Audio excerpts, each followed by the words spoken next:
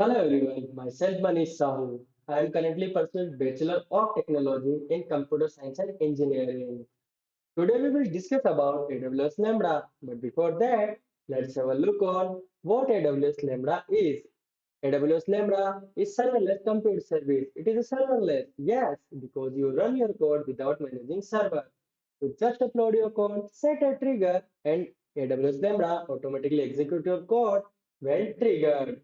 It is a serverless, so we do not need to launch any EC2 instances. It has a major infrastructure, so we do not need to worry about its security and performance. AWS Lambda involves pay-per-use feature. That means you only have to pay for the compute time that you use. Let's understand how AWS Lambda works. AWS Lambda supports many programming languages like Python, Java, C++, JavaScript, etc. You only have to write your code. Then after writing your code, you only have to upload on AWS Lambda services. Then you will see the output. Let's understand the working of Lambda with event-driven architecture. But before, let's have a discuss on event-driven architecture. So basically, event-driven architecture is a design pattern where events trigger the automatic responses. For example, imagine a photo sharing app. Every time you upload your picture, then system automatically process it, resize it, and store it, then send you a confirmation email. That is event-driven architecture. So here is an example of working of Lambda. Suppose a user upload a file like image, document. This section becomes an event.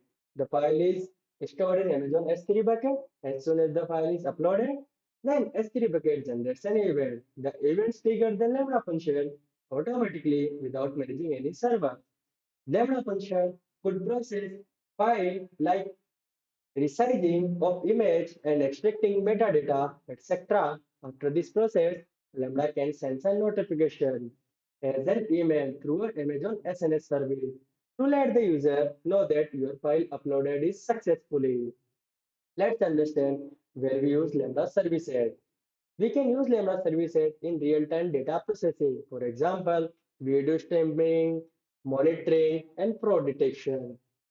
And we use Lambda services for serverless web application. For example, we combine API Gateway, AWS Lambda, and DynamoDB to create a fully serverless backend of web application.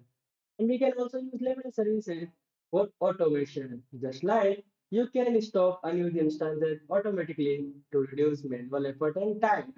And we use Lambda services to collect data from IoT devices. Now we understand the application of Lambda services. We know that the Netflix and Spotify both are the two big companies and both are using Lambda services for automation. When a new video uploaded on Netflix, then Netflix used Lambda services for video encoding and video processing. On the other side, Spotify uses the Lambda services for real-time music recommendation.